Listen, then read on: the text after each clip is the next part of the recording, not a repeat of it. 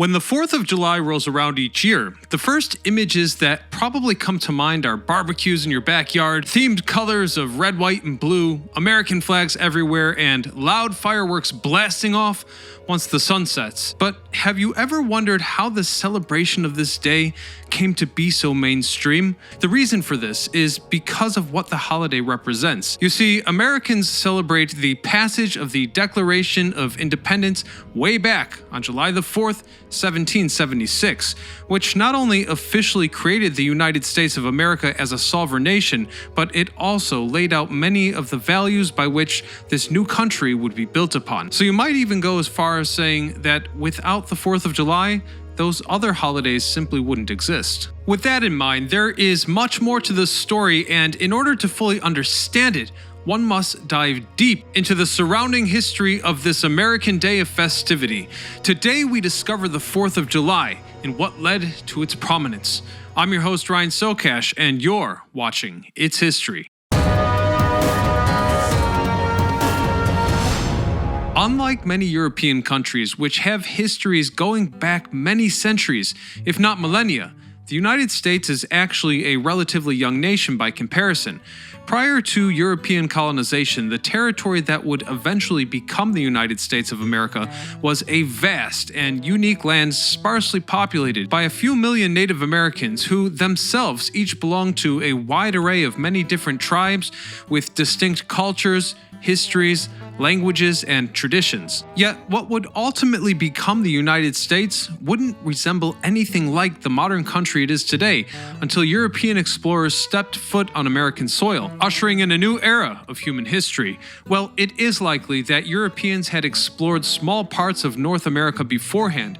The Americas weren't truly opened up to the rest of the world until Christopher Columbus's famous voyage in 1492, which constructed a metaphorical bridge between the two continents, beginning the European conquest of the Americas. A topic that's become extremely controversial in today's political climate, with many debating the positive and negative consequences. Of course, many people would emphasize how Europeans introduced certain things to the Americas, such as Christianity, Western civilization, and the trade of materials such as technologies, foods, and other cultural customs. At the same time, many would also point out how Europeans introduced deadly diseases, African slavery, and a wide array of various exploitation. Either way, for better or for worse, most would agree that without the European colonies, the modern countries of the Americas today would not exist, with the United States included in that category. Now, if you have an opinion on the matter one way or another, I encourage you to cordially share them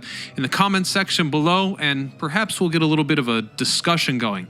Anyhow, early on, only a few European powers had a strong enough navy, the manpower, economic resources, or even access to a port to participate in the conquest of the Americas.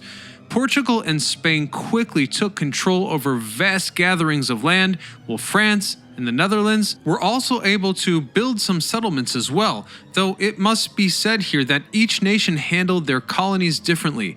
At first, internal issues caused England to lag behind the other powers, so they networked hard to make up for lost ground. In order to quickly enter the market, the English government had to bargain with several private trading companies, but this wasn't ideal as the companies were primarily interested in maximizing profit from trade rather than English territorial expansion, not to mention that most voyages failed. As you might imagine, traveling to the New World back then was extremely dangerous.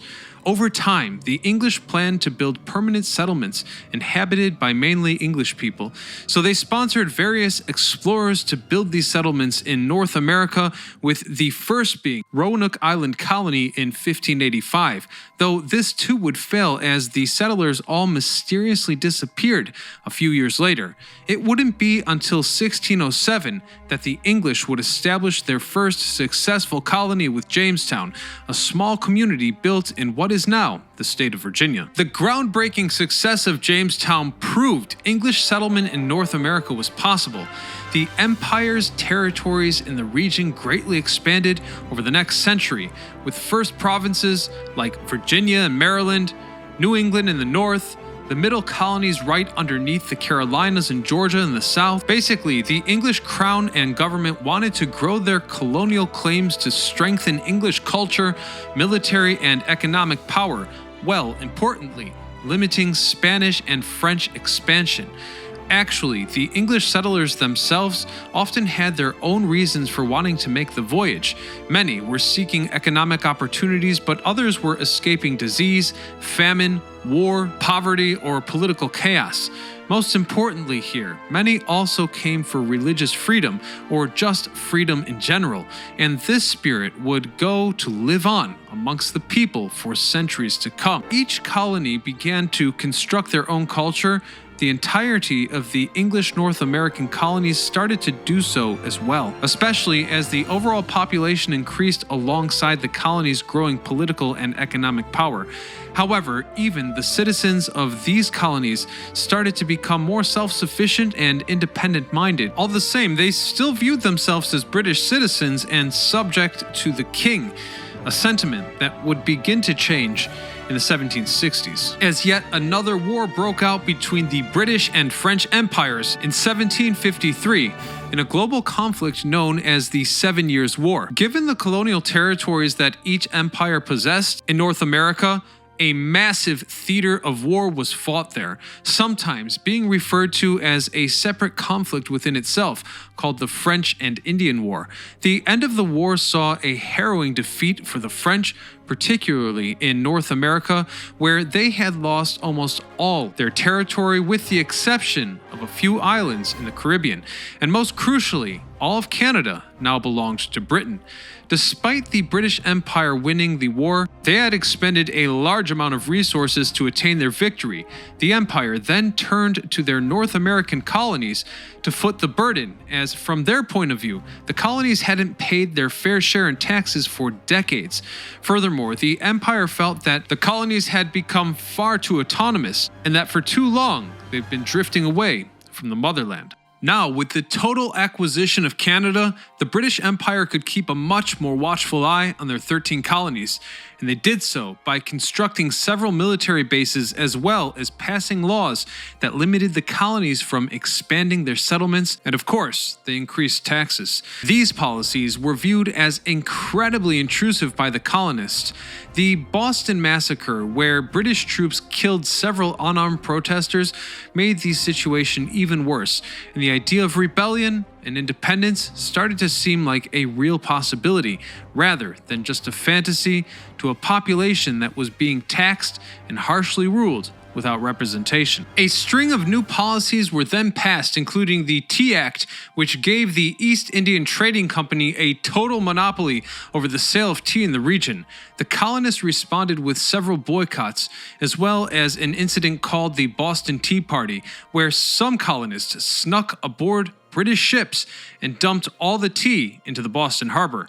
In retaliation, the Empire punished Boston with more intolerable acts, and both sides were on the brink of war. The American Revolution would officially start in April of 1775, when the British Army tried to seize arms that the colonists had been stockpiling in case of war. When the British encountered the colonial militia at Lexington, a firefight broke out and the war was now underway. But still, at first, the majority of Americans were mostly undecided on whether or not they wanted total independence, even if most people were outraged with British tyranny. Either way, the basic structure of an independent country was formed in the summer of 1775, when delegates from each of the 13 colonies met and formed the First Continental Congress, while also raising the Continental Army, with a man named George Washington appointed as commander.